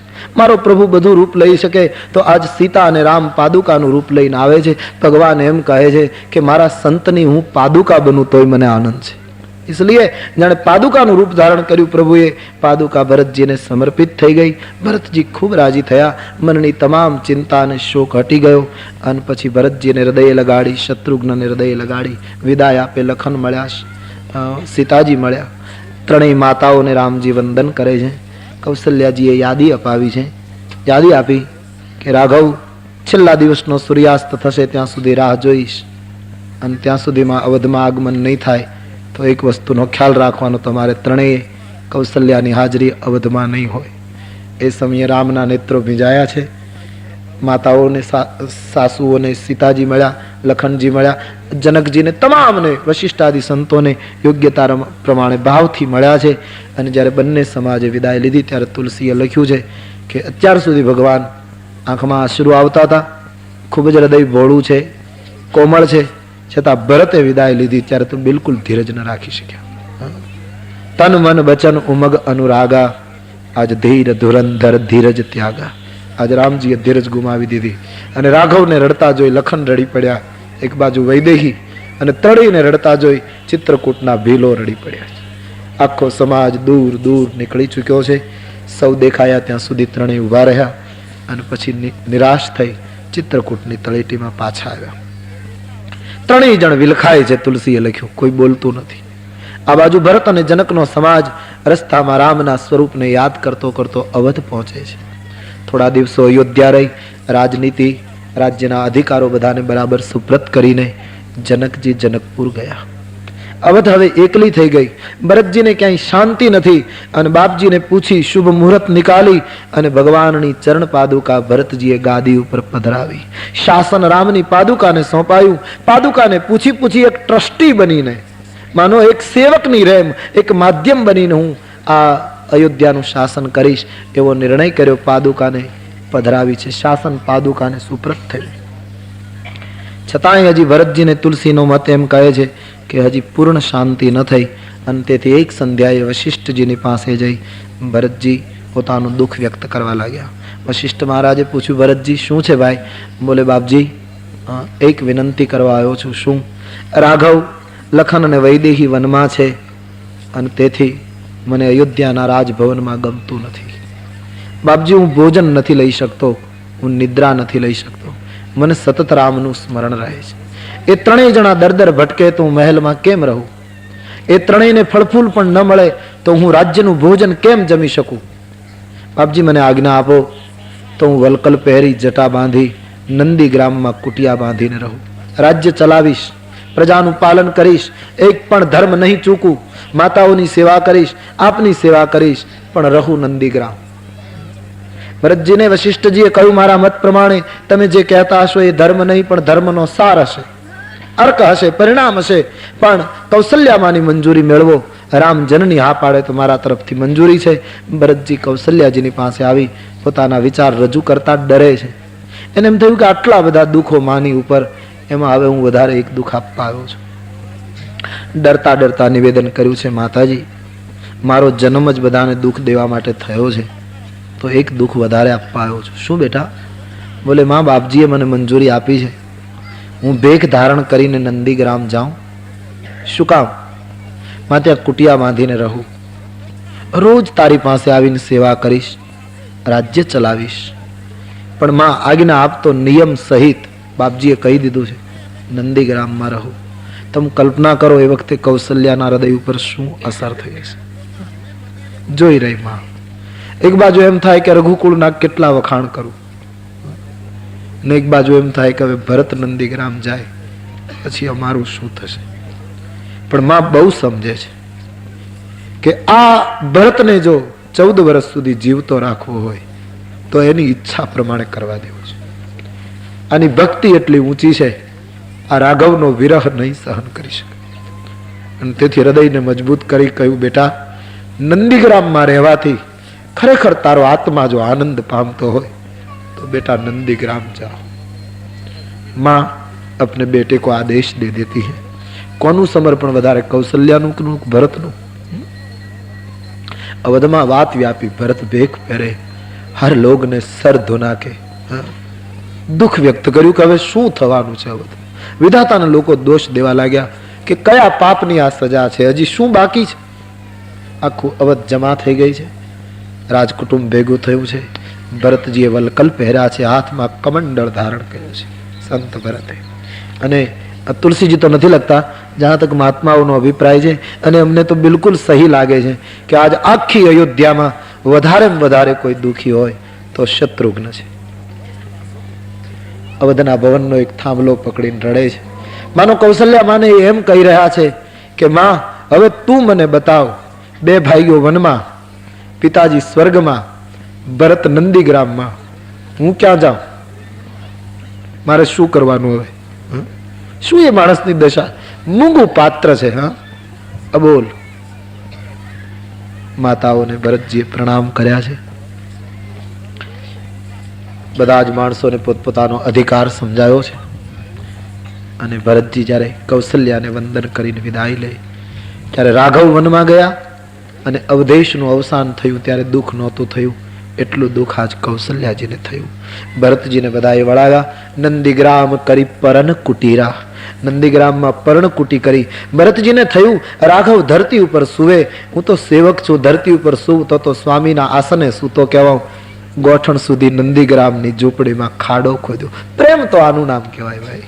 ખાડો કરી ભરતજી અંદર બેઠા અને એવા નિયમો પાળવા લાગ્યા, ઋષિ મુનિઓ શરમાવા લાગ્યા. ભરતના નિયમ વ્રતની આગળ તુલસી કહે, અયોધ્યાની સમૃદ્ધિમાં ભરત એવા અસંગ બની ગયા જેમ ચંપાના બગીચામાં ભમરો અસંગ બને. સંસારના સુખો ઉલટી થઈ ગયેલા ભરતજીના માટે કોઈ સુખ એની નજીક સ્પર્શ કરી શકતું નથી. અખંડ રામ ભજનમાં રહે, સવારમાં સરયુ જળ ભરી પાદુકાની પૂજા કરે, બાપજીની પૂજા કરે, મા પાસે બેસી આવે, ભાઈને સૂચના આપે, સેવકોને સૂચના આપે. શત્રુઘ્ન પણ એટલી સેવામાં રોકાય છે. અને આ રીતે ભરતજી કઠિન તપ કરે છે. બાબાજીએ લખ્યું, તપની અસર તો થવાની, તેથી દેહ દિનહિ દિન દુબરી હોય. શરીર દુબળું થવા લાગ્યું ભરતજીનું, તેજસ્વીતા વધવા લાગી તપની. અને કઈ માં સ્વસ્થ રહી શકે? રોજ ભરતજી માને મળવા આવે, રોજ સુકાતું શરીર જોઈ કૌશલ્યા રડી પડે, જોઈ શકે નહીં. દિવસો વીતવા લાગ્યા છે. તુલસીદાસજી કહે, મોટા મોટા મહર્ષિઓ યોગીઓના માથા भरतना संयम नियम आगल झुकवा लग्या। और हमारे बाबा जी लिखते हैं, सिया राम प्रेम पीयूष रन होत जन मन भरत को मुनि मन अगम यम नियम शम दम विषम व्रत आचरत को दुखदा दारिद दम्भ दूषण सुयसमी सुयपहारत को कलिकाल तुलसी से शठन अठिराम सन मुख करत को सिय राम प्रेम पीयूष पूरा। भरतनो जन्म भारत में न थयो होत तो बाबाजी कहे मुनियोना मन ने अगम एवा संयम नियम व्रतो कोण पाळत। बाबाजी कहे भरतनो जन्म न थयो होत तो दुख दारिद्र्य ने दंभना पर्दा ने चीरी अने वास्तविक भक्ति शुं कहेवाय ये दुनिया ने कोण बतावत। अने हमारे संत कहे बीजानु जे थवुं होत ए थात पण भरतनो जन्म न थयो होत तो गोस्वामी कहे मारा जेवा शठ ने रामनी सन्मुख कोण लई जात। भरत जी की बड़ी असर तुलसी जी के मानस पर दिखाई दी। अने छेल्ले गोसाई जी लख्यु, भरत चरित करी नैम तुलसी जे सादर सुनही। भरत चरित्र एना दिव्य नियम व्रतोनी कथा जे प्रेम थी सांभळशे एने सिय राम पद प्रेम सीतारामजीना चरणमां प्रेम जागशे अने प्रेम पैदा थशे तो संसारना रसमांथी वैराग्य आववा मांडशे। आ चरित्र सांभळशे ने आ चरित्र सांभळवानुं छे, बोलवानुं। बहु साची वात। भरत चरित्रनुं वर्णन नथी थई शकतुं। गोसाई जी भी रुके हैं, स्वयं राम जी भी रुक जाते हैं, जा नहीं राम न सकही बखानी।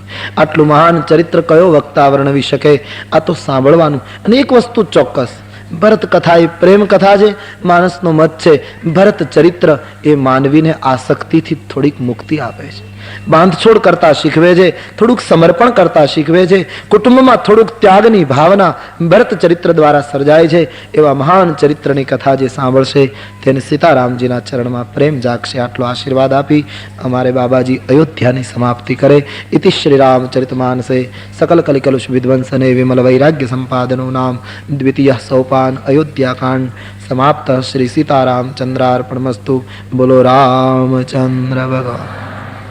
कायेन वाचा मनसेन्द्रियैर्वा बुद्ध्यात्मना वा प्रकृते स्वभावा करोमि यद्यत् सकलं परस्मै नारायणायेति समर्पयामि। बीजू वाणीनु पुष्प प्रभुना चरणे समर्पित। रामचरितमानसनु त्रीजू सोपान अरण्यकांड बराबर 3 वागे। प्यार से बोलिए, बोलो रामचंद्र भगवान की, श्री बालकृष्ण लाल की, सदगुरुदेव की।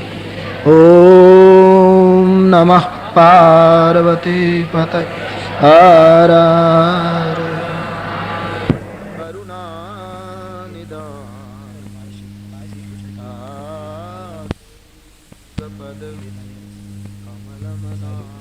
गुण गूढ़ पंडित मुनि पावहि बिरति पावहि मोह विमूढ़ जे हरि विमुखन धर्म रति। હે ભવાની, રામચરિત્ર અતિ ગૂઢ છે. એમાં તો પંડિત અને મુનિઓ જ વૈરાગ્ય મેળવી શકે. જેને ધર્મમાં પ્રીતિ નથી યાની, અથવા તો જેને ભગવત ચરણમાં ભાવ નથી, એને તો રામચરિત્રમાં પણ મોહ જાગૃત થશે. આવું અરણ્યકાંડના પ્રારંભમાં ભગવાન શિવજીએ ભવાનીને કહ્યું. કારણ કે અરણ્યકાંડના પ્રારંભમાં એક વ્યક્તિને ભગવાનના ચરિત્ર ઉપર શંકા પડી છે અને તેથી શિવજી પહેલેથી પાર્વતીને સાવધાન કરી દે છે. ઉમા રામ ગુણ ગૂઢ, ભવાની રામગુણ અતિ ગૂઢ છે. ચિત્રકૂટમાં નિવાસ કરી ભગવાને સુંદર ચરિત્રો કર્યા. ભરત ચરિત્ર આપણે જોયું. રામ ચિત્રકૂટમાં આ રીતે નિવાસ કરે છે. એક દિવસ એક ઘટના બની. એક બાર ચૂની કુસુમ સુહાય, એક બાર ચૂની કુસુમ, એક બાર ચૂની કુસુમ સુહાય,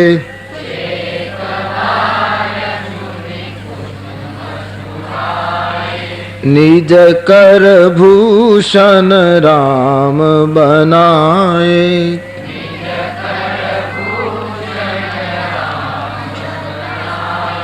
નિજ કર ભૂષણ રામ બનાય.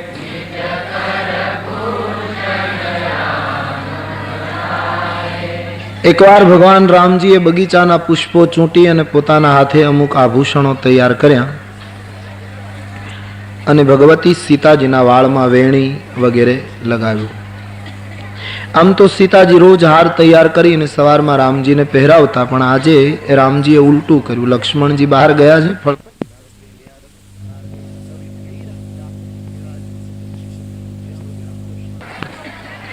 રામજીના કંઠમાં હાર પહેરાવતા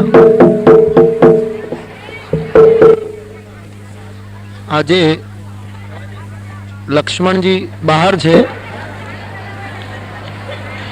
કોઈ મર્યાદાનું ઉલ્લંઘન નથી.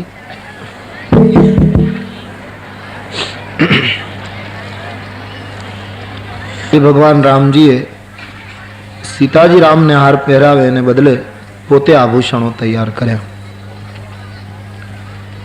અને સીતાજીના આશ્ચર્ય વચ્ચે ભગવાન રામે સીતાને માળા પહેરાવી. સ્વાભાવિક હતું. જાનકીને નવાઈ લાગે કે મહારાજ આજે ઉલટું કેમ? સરસ સ્પષ્ટતા કરી છે કે અત્યાર સુધી આપ મને માળા પહેરાવતા હતા, કારણ કે અત્યાર સુધીની રામકથાની મુખ્ય ભૂમિકા હું નિભાવતો હતો. બાલકાંડ અને અયોધ્યાકાંડમાં મુખ્ય પાત્ર મારું, પણ હવે અરણ્યકાંડથી કથા જે મોડ લે છે એમાં મુખ્ય ભૂમિકા આપને નિભાવવાની. રાવણ આવશે, આપનું અપહરણ થશે અને એ લીલા દ્વારા રાવણનો નાશ થશે. માટે હે ભગવતી, હું આપના ગળામાં માળા પહેરાવીને સ્વાગત કરું છું, આગ્રહ કરું છું કે હવે આપ આપની લીલાનો આરંભ કરે. વળી બીજી દ્રષ્ટિએ જોઈએ તો રામચરિતમાનસના અરણ્યકાંડના પ્રારંભમાં તુલસીદાસજીએ આ પ્રસંગ દ્વારા પુરુષ ધર્મ બતાવ્યો કે પુરુષ ગમે તે સ્થિતિમાં હોય પોતાની પત્નીની સાથે દાંપત્યને દિવ્ય બનાવવા માટે કઈ રીતે વર્તવું જોઈએ. પુરુષ મર્યાદા ન તૂટવી જોઈએ એ ચોક્કસ, પણ પતિ પત્નીના વચ્ચે દાંપત્યમાં કેટલી પ્રેમમય સ્થિતિ હોવી જોઈએ તે તુલસીજીએ બતાવ્યું. જંગલમાં રામ કહે અમે રહીએ, છતાં સીતા અને રામનું જે દાંપત્ય છે તે સુંદર છે. લક્ષ્મણજી બહાર છે ત્યારે સીતાના વાળમાં વેણી લગાવી પ્રભુ સીતાને શણગારે છે. એક આદર્શ દાંપત્ય. પણ બન્યું એવું, ઇન્દ્રનો પુત્ર બરાબર ચિત્રકૂટમાં નીકળ્યો અને એમણે આ ઘટના જોઈ. સીતાજીના વાળમાં વેણી લગાવતા રાઘવેન્દ્રને જોતા ઇન્દ્રપુત્રને રામચરિત્ર ઉપર સંદેહ થયો કે આ બ્રહ્મ નથી, બ્રહ્મ આવો ન હોય. પોતાની પત્નીને વેણી લગાવે, પુષ્પો લગાવે, એમની સાથે આવી રીતે વાતો કરે, આ તો કોઈ અતિ સંસારી માણસ, કોઈ અતિ ભોગમાં ડૂબેલો માણસ છે અને બ્રહ્મ કહી શકાય નહીં. તુરંત ભગવાનના ચરિત્ર ઉપર ઇન્દ્રપુત્રને સંદેહ જાગ્યો છે. સીતાજી પત્ની છે, રામ આદર્શ પતિ છે, મર્યાદા તૂટતી નથી, લક્ષ્મણજી બહાર છે, અને એવી રીતે રામજીએ કદાચ વેણી સીતાજીના વાળમાં લગાવી તો ઇન્દ્રપુત્રએ આમાં સંદેહ કરવાની જરૂર નહોતી. છતાંય એમણે સંદેહ કર્યો કે આ બ્રહ્મ નથી, બ્રહ્મ હોય આવી રીતે ન કરે. અને બ્રહ્મ છે કે મનુષ્ય એની ખાતરી કરવા માટે ઇન્દ્રપુત્રએ કાગડાનું રૂપ લીધું. સુરપતિ સુત ધરી બાયસ બેશા. કાગડાનું રૂપ લઈ ઇન્દ્રનો પુત્ર ચિત્રકૂટની તળેટીમાં રામજી વેણી લગાવે ત્યાં આવી અને સીતા ચરણ ચોંચ હતિ ભાગા મૂઢ મંદ મતિ કારણ કાગા. જાનકીજીના ઉપર ચરણમાં ચાંચનો પ્રહાર કરીને ભાગ્યો. તુલસીદાસજીએ ઇન્દ્રપુત્રને કાગડાનું રૂપ અપાયું, એ બહુ સમજીને અપાયું. કોઈએ ગોસ્વામીજીને પૂછ્યું કે તમે કાગડો કેમ બનાવ્યો? બોલે બીજાના સુખી દાંપત્યમાં કારણ વગર ચંચુપાત કરે એ કાગડો જ થાય, એ કોઈ દિવસ હંસ ન થઈ શકે. એક પ્રેમપૂર્ણ દાંપત્ય પતિ પત્નીનું એમાં અકારણ ચંચુપાત કરવા ગયો, એ કાગડાની વૃત્તિ છે, હંસની વૃત્તિ નથી. અને કાગડાની વૃત્તિ ગોસ્વામીજીએ પણ લખ્યું છે, બાયસ પાલીય અતિ અનુરાગા હોહી નિરામિષ કબહુ કી કાગા. ગમે તેટલો કાગડાને તમે પાળો પણ એ પોતાની પ્રકૃતિ ન છોડે. સંસ્કૃત વાંગ્મયમાં વર્ણન છે, કાકસ્ય ગાત્રમ યદિ કાંચનસ્ય. સોનાનું શરીર કરી નાખો કાગડાનું. કાકસ્ય ગાત્રમ યદિ કાંચનસ્ય, અને માણિક્ય રાગો યદિ ચંચુ દેશે. એની ચાંચમાં તમે માણિક ટાંકો. એટલું જ નહીં, એક એક પક્ષે ગ્રથિતમ મણીના, એક એક પાંખે મણી લટકાવો તો પણ તથાપિ કાકો નતુ રાજહંસ, તો એ કાગડો રાજહંસ ન થાય. એની એક વૃત્તિ. અહીં તુલસીદાસજીની એક મર્યાદા બહુ સરસ દેખાય છે, કારણ કે વાલ્મીકીજીએ એમ લખ્યું છે કે જયંત કાગડાનું રૂપ લઈને આવ્યો અને ભગવતી સીતાજીના વક્ષસ્થલમાં ચાંચ મારી, છાતીના ભાગમાં ચાંચ મારીને ગયો, આવું લખ્યું છે. હવે તુલસીદાસજીને એ ગમ્યું નહીં કે મારી માતાના વક્ષસ્થલમાં કાગડો ચાંચ મારે, એ તુલસી કહે શક્ય બને નહીં. એનો માતૃભાવ, એનો ઈષ્ટ ભાવ એ તુલસીદાસજીને ધ્રુજાવી ગયો. પણ હવે વાલ્મીકીથી જુદા પડે તો નાના પુરાણ નિગમાગમ સંમતમ યદ, એ ખોટું પડે. વાલ્મીકીથી તો જુદું પડી શકાય નહીં. એટલે તુલસીદાસજીએ બંને વાત રાખી. ચાંચ મારીને ભાગ્યો, ક્યાં મારીને ભાગ્યો એ સ્થાન બતાવ્યું નહીં. કારણ કે પંખી શાસ્ત્રના અભ્યાસીઓનો એવો મત છે કે કાગડો કોઈ વસ્તુ ખાય ત્યારે એકલી ચાંચ મારે, પણ ગુસ્સામાં આવીને કોઈને પ્રહાર કરતો હોય ત્યારે કાગડાનો સ્વભાવ છે ચાંચ અને પગ બંને મારે છે. આ કાગડાની પ્રકૃતિ છે. એટલે અહીં તુલસીદાસજીએ છાતીમાં ચાંચ મારી કે પગમાં ચાંચ મારી કે એ કંઈ ન કહ્યું. એમણે એટલું જ કહ્યું કે કાગડાએ પગ અને ચાંચ બંને મારીને ભાગ્યો. કઈ જગ્યાએ પ્રહાર કર્યો એ તુલસીદાસજીએ ગર્ભિત રાખ્યું, એના ઉપર કોઈ સ્થાન નિર્દેશ ન. સીતા ચરણ ચોંચ હતી ભાગા, સીતાજીને ચરણ અને ચાંચ બંને મારીને ભાગ્યો. લોહીની ધાર નીકળી. ભગવાન રામજીએ જોયું, ભગવાન સમજી ગયા કે ઇન્દ્રપુત્રને દુર્બુદ્ધિ સૂજી છે. એકદમ ધનુષ્ય બાણ સિંક ધનુષ સહાયક તૈયાર કર્યું અને પ્રેરિત મંત્ર બ્રહ્મ શરધાવા. બાણ છોડ્યું, મંત્રોચ્ચાર કરીને આગળ ઇન્દ્રપુત્ર અને પાછળ ભગવાનનું સુસવાટા કરતું બાણ, બંનેને 4 આંગળનું અંતર અને એક કાળનું બાણ જોતા પાછું ફરીને કાગડાએ જોયું તો એને ખ્યાલ આવી ગયો કે રામ બ્રહ્મ છે. કાળનું બાણ છૂટે છે પછી જગતમાં બધાને ખ્યાલ આવે છે કે બ્રહ્મ છે, પણ ત્યારે ઘણું મોડું થઈ ગયું હોય.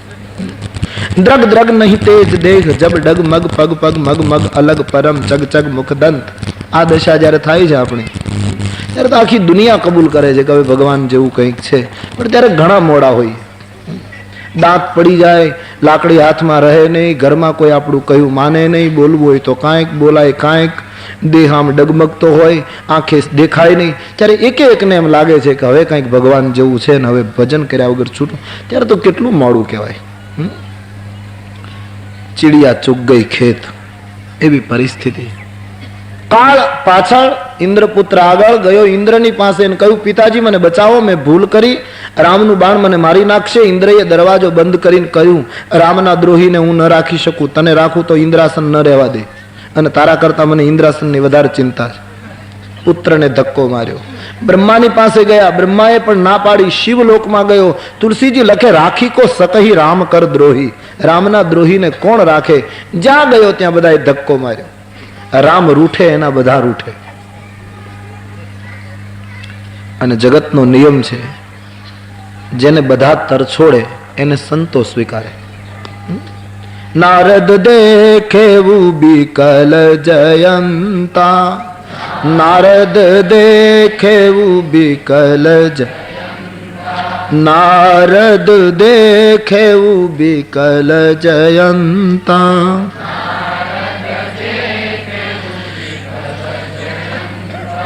લાગી દયા કોમલ ચિત સંતા, લાગી દયા કોમલ ચિત. નારદજીએ જયંતને વિકળ જોયો અને સંત હૃદય, કોમળ હૃદય. જયંત નારદજીના પગમાં પડી ગયો. બાપજી મને બચાવો, કોઈ મને રાખતું નથી, મેં મૂર્ખે ભૂલ કરી, આપ સંતના પ્રભાવથી બાણ અટકી ગયું છે, હમણાં મને મારી નાખશે. બોલે, તે શું કર્યું? કહે, મેં મૂર્ખે ભગવતી સીતાજીને ચાંચનો પ્રહાર કર્યો. મને એમ કે એ બ્રહ્મ નથી, મારી ભ્રાંતિ મેં પ્રભુના ઉપર નિરૂપિત કરી. ઇન્દ્રની પાસે ગયો તો મારા પિતાજીએ ધક્કો માર્યો. નારદજીએ કહ્યું, તે મોટી ભૂલ કરી. એક તો ભગવાનનો અપરાધ કર્યો અને પાછો શરણાગતિ ઇન્દ્ર પાસે ગયો. નિયમ તો એવો છે જયંત કે જેનો અપરાધ કર્યો હોય એની ક્ષમા માંગવી જોઈએ, એની માફી માંગવી જોઈએ. આ તો અપરાધ રામજીનો અને શરણાગતિ ઇન્દ્રની, બ્રહ્માની. આ તો કેટલું ખોટું તત્વજ્ઞાન. અને સમાજનો મોટા ભાગનો વર્ગ માની આપણે બધા આ જ રીતે જીવીએ છીએ. નિયમ એવો છે, જેનો અપરાધ કર્યો હોય એની માફી માંગવી જોઈએ. અપરાધ રામનો, માફી ઇન્દ્ર પાસે, એટલે શરણાગતિ ઇન્દ્ર પાસે. આપણે આવું જ કરીએ. અપરાધ લોકોનો કરીએ, ભાઈનો કરીએ, કુટુંબનો કરીએ, પરિવારવાળાનો કરીએ, અને માફી માંગવા મંદિરોમાં જઈએ. અપરાધ દુકાન ઉપર કરીએ, અપરાધ વ્યવસાયમાં કરીએ, અને માફી માંગવા 10 પૈસા લઈને સાંજે મંદિરમાં. એક ખોટું તત્વજ્ઞાન. મંદિરે જવું જોઈએ, એ તો આપણી સંસ્કૃતિ છે, પણ જેનો અપરાધ કર્યો હોય એની માફી માંગી લેવી જોઈએ. પછી સાક્ષીભૂત મંદિરમાં જે બેઠા છે એને કહેવું જોઈએ, મેં ભૂલ કરી હતી, માફી માંગી લીધી છે, આપને કહેવા આવ્યો છું, તો પ્રભુ રાજી થાય. પણ અપરાધ વ્યક્તિનો અને શરણાગતિ મંદિરની એ સાચી રીત નથી. પણ હવે આ તો સંત જ સમજાવી શકે, નારદ જ સમજાવી શકે, આ કઈ ઇન્દ્ર ન સમજાવી શકે. દુનિયાના સર્જકો યાની બ્રહ્માઓ ન સમજાવી શકે આ વાત. દુનિયાના શ્રીમંતો ઇન્દ્ર ન સમજાવી શકે આ વાત. તો કોઈ નારદ જેવો સંત જ સમજાવી શકે. સાચી દિશા નારદે બતાવી કે જા પાછો રામ પાસે, એ જ તને બચાવી શકે. ઇન્દ્રનો પુત્ર પાછો રામ પાસે આવ્યો છે. ભગવાનને દયા આવી ગઈ. શરણે આવેલાને પ્રભુએ મુક્ત કરવાનો નિર્ણય કર્યો. પણ ભગવાનને થયું, જો સાવ દંડ નહીં આપું ને તો શ્રુતિ માર્ગ કુંઠિત થશે. એટલે એક નયન કરી તજા ભવાની, કાગડાની એક આંખ ફોડી નાખી. એક આંખ ફોડી એટલે ઘણા મહાત્માઓ એમ કહે છે કે એક દ્રષ્ટિ ઉત્પન્ન કરી કે હવે તું આ દવાઈત જોવાનું બંધ કર, ફલાણું આમ એ છોડી દે, એક દ્રષ્ટિ રાખ. અમુક સંતો કહે છે ભગવાન કોઈની આંખ ફોડે જ નહીં. તો પછી એક આંખ કરી એનો અર્થ એ કે જયંતને આંખ હતી જ નહીં, આજે રામે કૃપા કરીને એક આંખ આપી. ઈશ્વર આંખ ફોડે નહીં. બીજાના સુખી જીવનમાં સંશય કરે એ અંધ જ કહેવાય, એ દેખતા ન કહેવાય. અને પ્રભુ જ્યારે દયા કરે ત્યારે આવી રીતે જોવાયેલા સંસારના સંશયા અંધ લોકોને ભગવાન કૃપા કરીને જીવનની એકાદી સાચી દ્રષ્ટિ અર્પણ કરે છે.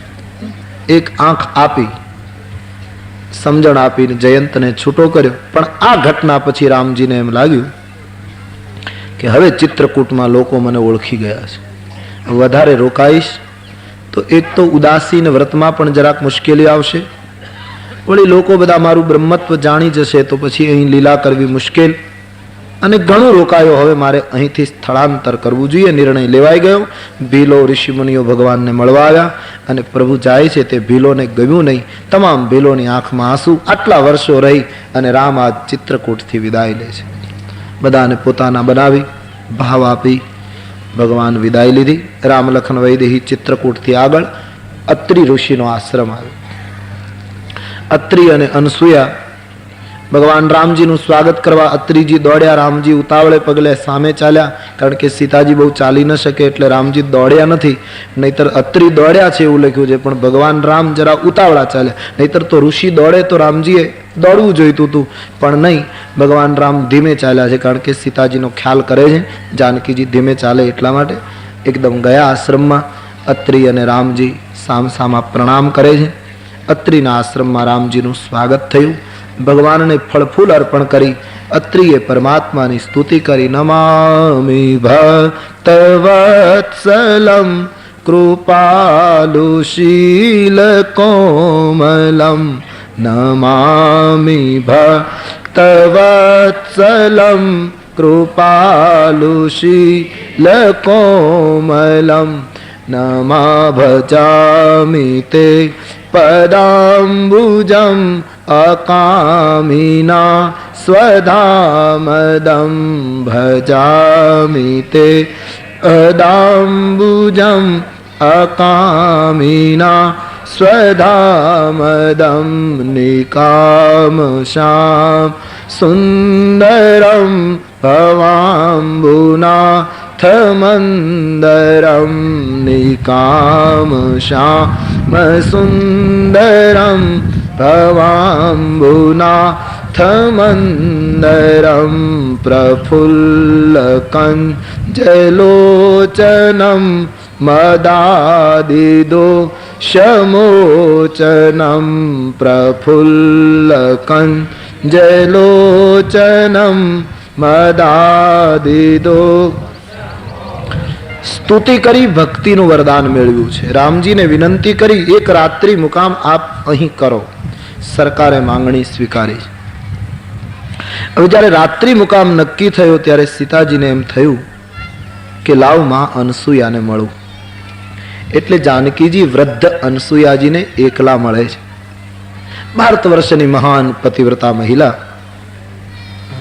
સંધ્યાનું જળ પ્રયાગથી લાવવું પડતું અત્રી માટે, કારણ કે ગંગાજળ યા તો ત્રિવેણીના જળથી સંધ્યા કરતા મહારાજ, એટલે પ્રતિદિન પ્રયાગથી જળ લાવવું પડતું હતું. અનસુયાજીને એમ થયું કે સંધ્યામાં રોજ જળ ત્યાંથી લાવવું પડે છે, મહારાજને મુશ્કેલી પડે છે. મહાન પતિવ્રતા સ્ત્રીએ પોતાના પતિની સેવા માટે પાતિવ્રત્યના પ્રભાવથી મંદાકની ધારા ત્યાં પ્રગટાવી, ગંગા, જેથી કરીને સંધ્યા જળ લેવા માટે મુશ્કેલી ન પડે. આટલું મહાન ચરિત્ર, પાતિવ્રત્ય ધર્મ. સીતાજીએ વંદન કર્યા, માતાજી આપ નારી ધર્મનો મને બોધ આપો. અનસુયાજી કહે, જાનકીજી આપ સ્વયં જગદંબા છો, મારે તમને નારી ધર્મ શું બતાવો? બોલે, નહીં માં, મને નારી ધર્મનું કઈ શિક્ષણ આપ કહો. અનસુયાજીને થયું આમાં બે ફાયદા. એક તો મારી વાણી પવિત્ર થશે, અને બીજું સીતાને માધ્યમ બનાવી અને હું ભવિષ્યની નારી માટે મારા જે વિચારો છે નારી સમાજ માટેના એ પેશ રજૂ કરી શકું. એટલે ભારત વર્ષની એક મહાન મહિલા સીતાજીને કેન્દ્રમાં રાખીને નારી ધર્મનો બોધ આપે છે. પહેલા પુરુષ ધર્મ, કે પુરુષે પત્નીની સાથે કેમ રહેવું, સુખ હોય કે દુઃખ હોય, પત્નીની સાથે પ્રેમપૂર્ણ જીવન પુરુષનું હોવું જોઈએ. તે જયંત પ્રકરણમાં આપણે જોયું. હવે પુરુષની સાથે સ્ત્રીનો સંબંધ કેવો હોય એ તુલસીએ બતાવ્યું. અનસુયાજી એમ કહે છે કે નારીના 4 પ્રકાર: ઉત્તમ, મધ્યમ, નીચ અને કનિષ્ઠ. હવે ઉત્તમ પ્રકારની સ્ત્રી કોને કહેવાય, મધ્યમ કોને કહેવાય, ત્રીજો નંબર કોને કહેવાય, અને છેલ્લી કક્ષા, એની ક્રમિક વર્ણન તુલસીદાસજીએ ચોપાઈમાં આપ્યું છે. ઉત્તમ કે અસ બસ મન માંગી, ઉત્તમ કે અસ બસ મન માંગી, સપને ઘું આન પુરુષ જગનાગી, સપને ઘું આન પુરુષ જગના. મધ્યમ પર પતિ દેખાઈ કૈસે, મધ્યમ પર પતિ દેખાઈ કૈસે, ભ્રાતા પિતા પુત્ર નિજ જૈસે, ભ્રાતા પિતા ધર્મ બિચારી સમુજી કુલ રહી, ધર્મ બિચારી સમુજી.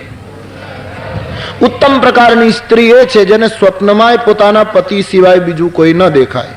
ભગવાન સ્વયં પ્રગટ થઈને દર્શન આપવા આવે તો એ મહિલા એમ કહે, મારા પતિના રૂપમાં આપ પ્રગટ થાવ તો હું વંદન કરીશ. પરાકાષ્ઠા, એક ઘણી જ ઊંચાઈ ભારતીય મહિલાની. આ બીજા પ્રકારની સ્ત્રી બીજા પુરુષને જુએ પણ ભાઈ માને, પિતા માને, પુત્ર માને. જેવી ઉંમર એ પ્રમાણે એની સાથે ભાવ રાખે. નાની ઉંમર હોય તો પુત્ર, સમાન વય ભાઈ, મોટી ઉંમર હોય તો પિતા. આવી દ્રષ્ટિથી જુએ. બીજો પ્રકાર.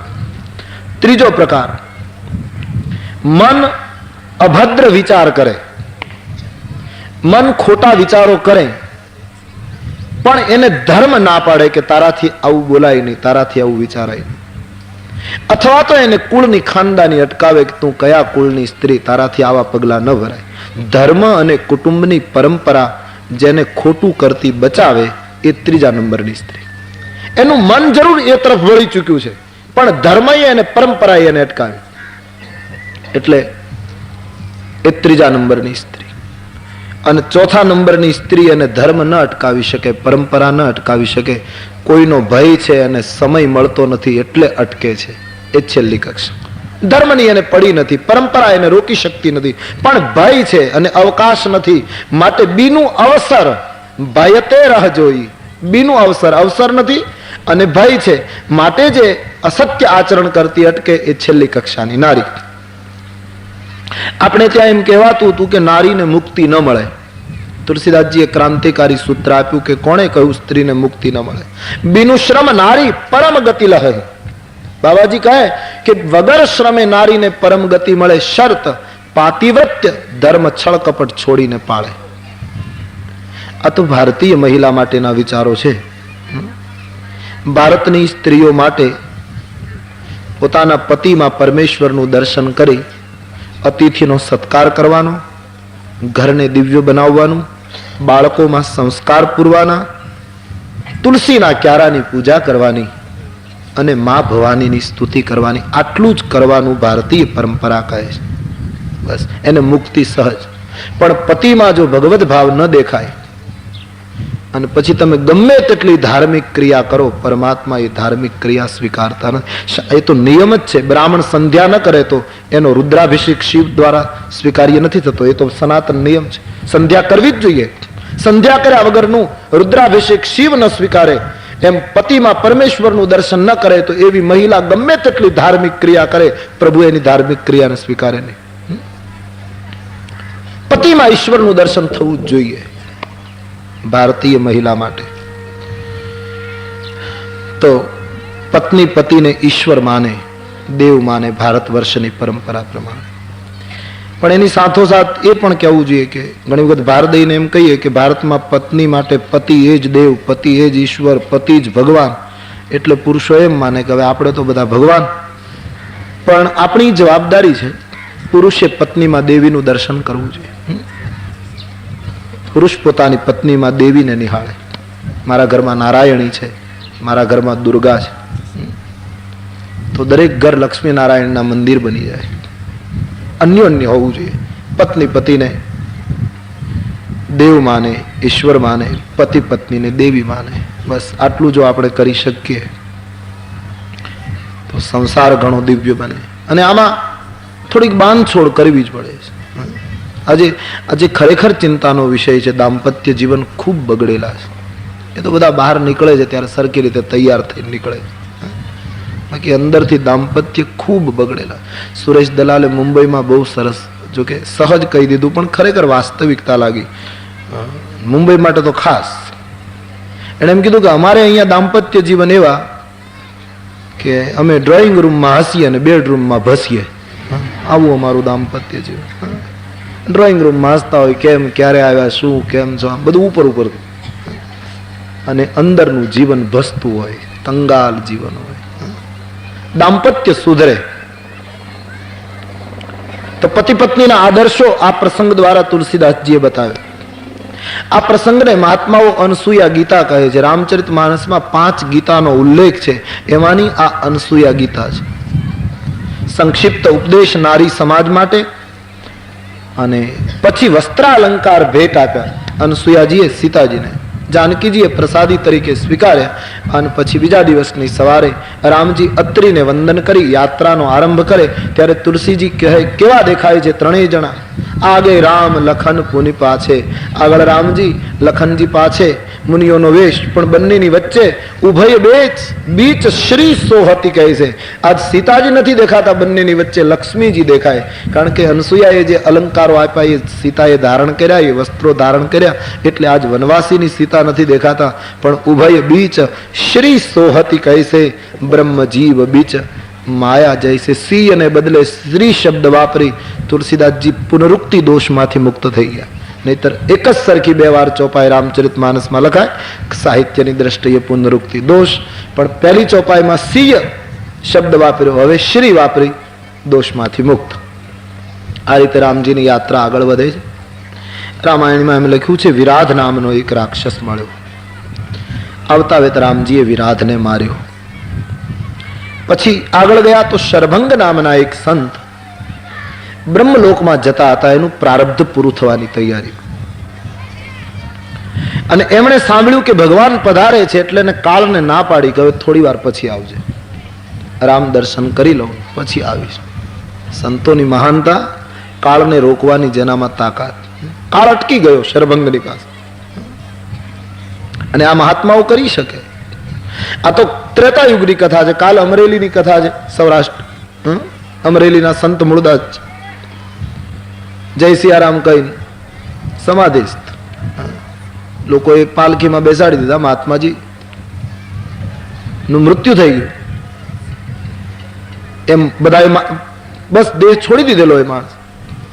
એમ કહે છે સમાધિ દેવા માટે ગામના પાદરમાં લઈ ગયા તો એક કણબીની દીકરીનું આણું વળે, બળદગાડામાં બેસાડીને દીકરીને વળાવતા હતા. એમાં મહાત્માની પાલખી નીકળી તો પેલા ખેડૂત લોકોને બધાને અપશુકન લાગ્યા કે આ દીકરીને આણું વળાવીએ ને એમાં ક્યાં બધી પાલખીના મારા જો આ બધું ક્યાં મળ્યું, અપશુકન જેવું લાગ્યું.